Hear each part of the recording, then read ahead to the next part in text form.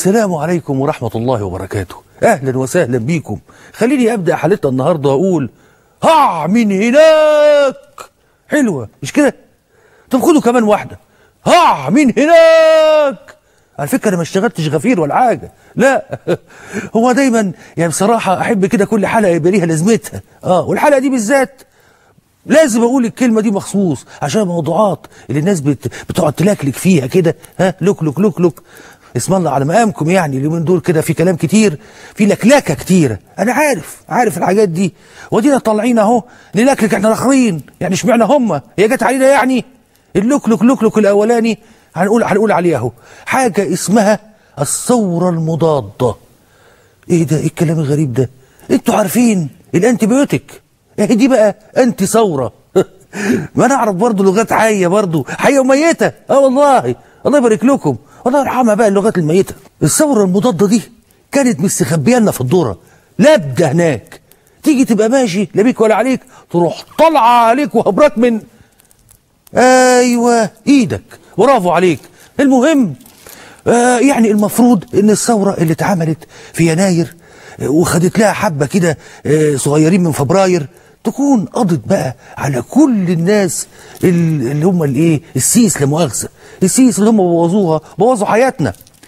انما هتقول ايه بقى؟ في ناس لسه كده موجوده زي الدبانه اللازقه كده، تلاقيها لازقه رزله، لا الثوره هشتها ولا حد عايز يرش عليها مبيد. يعني مثلا في ناس افسدوا حياتنا وبوظوا لنا البلد لسه موجودين وبيبرطعهم لغايه دلوقتي.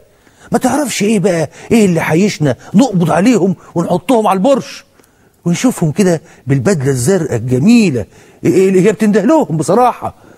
بندعي ربنا يلبسوها زرقاء وحلوه بترفرف كده ويصحوا يلاقوها حمرا بعد كده. مين عارف؟ ربنا يكرمهم وتبقى حمرا وليهم كده مدلدلين كده على الحبل بتاع المشنقه، زي ما تسببوا في قتل بلدنا وولادنا. الله، هي سايبه؟ هو الدم ده كده اي كلام؟ ولو اني انا رافض عقوبه الشنق دي، مش عشان حقوق الانسان وحقوق الانسان ولا حموم الانسان زي ما بيقولوا على راي الليمبي، لكن لا، انما عشان الناس دي لو اتشنقت هتبقى اخر حاجه بتعملها انها تطلع لنا لسانها. هو اللي بيتشنق لا مؤاخذه لسانهم طيب يطلع كده، يعني عاشوا مطلعين لسانهم وهيموتوا برضه يطلعوا لسانهم لينا. حاجه تكسف والله. الناس دي احنا مش هنقول اساميكم خالص، انتوا عارفينهم كلهم بدون ذكر اسماء، يعني عشان يعني ربنا حليم ستار. امال ولو انهم يعني لازم يتجرسوا برضه. الراجل اللي اسمه شرور، الراجل اللي اسمه صفصف، زيكو، اقول كمان. وبعدين يعني زيكو اهو خلاص ربنا ريحنا من يعني سعنته، وزمانه دلوقتي اهو هناك قاعد عمال بيزرع حلبه في كوبايه الزبادي بتاعته، يعني يقوم زارع فيها الحلبه. ودوره ان شاء الله جاي ما تقلقوش يعني. انما برضه اللي اهم من دول الزغلول الكبير بقى، مش كده ولا ايه؟ الله يبارك لكم. الراجل اللي اصدر اوامر للوزراء بتوعه وضرب البني ادمين بالنار، الناس اللي كانت في الميدان. الله، نقوم بدل ما نسجنه ونجيبه ونحطه في طور نحط عيد في ايديه وديناه شرم. الله، هي شرم دي يعني عقاب؟ يا رب بس لو اتحكم عليه يعني ما يضيش السجن هناك. اللهم لا شمات، اللهم لا شمات. انتوا عارفين طبعا شعارنا، احنا مش بنشمت، لا احنا بنتشفى. هيجي بقى ايه واحد يتشملل كده ويعمل لك فيها احمد السقا في الصبر عنتر ويقول لك عيب وبتاع وشاي بالنعناع ويقول لك ده ادبونا والكلام الفاضي ده. يا عم الحاج الله يكرمك، الله يبارك لك، انا ابويا ميت اساسا. وبعدين ابويا لما بيختلف معايا في الراي بيقوم مديني قلمين على طول، مش خد بالك؟ بس ما يجيش بقى يقوم حادفني بقنبله ويفجر فيا. ما ينفعش يقوم جاي قناص ويصطادني ولا يخش بعربيه مصفحه كده ويقوم جاي دهسني. ده انا لو ابويا كده يستاهل ساعتها يتفرج على القناه الاولى ويبقى عقاب ربنا ونزل عليه. الله، وبعد كده يقعد يجيله يسهس بقى، يجيله عشان يعرف ان الله حق.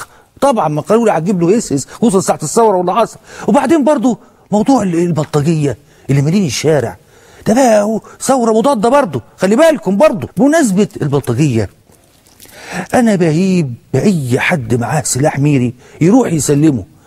خلوا السافوريات والكازلك والسواطير والسنج وقرن الغزال دي دي في ايد اي عيل دلوقتي عادي، ومنه لله.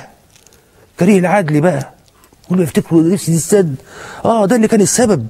انما الاسلحه الميري بقى اللي اتسرقت بالاقسام ترجع، مفهوم؟ سامعني ولا ايه؟ اقول اسمك؟ انا عارفك انت واخد حته بريتا كده، ترجعها عشان ربنا يبارك لك. امال فاهمني انت طبعا. والله هقول اسماءكم يلي معاكم سلاح، سلموه احسن. سلاح الميري سلموه، والا هقول اسماءكم الحلقه الجايه. انا فاضلكم مصري الله. واللي يعرف حد عنده سلاح ميري مسروق ولا مش مرخص يبعت لي. والله هنقول اسمه، هو ساكن فين ونجرسه. مش هقول اسمك انت اللي بلغت، ما تخافش، هقول اسم اللي هو انت بلغت عنه. ما تفتكروش برنامج بتاعنا ده كوميدي كده لا ده احنا برضه جدعان قوي. امال واللي يحبنا ما يضربش نار عشان العروسه حامل. اما نعرف كل الحاجات دي. نقطه كمان بالنسبه لموضوع الثوره المضاده، والنبي يا اخوانا يلي في الداخليه شوفوا لنا حل في امن الدوله. الله، ايه يعني غيرتوه بقى اسمه الامن الوطني؟ هو ده تغيير يعني؟ ما انا ممكن اغير لاي عيل صغير للبامبرز واقول ده تغيير سياسي برضه على اللي عشان ما يسربش.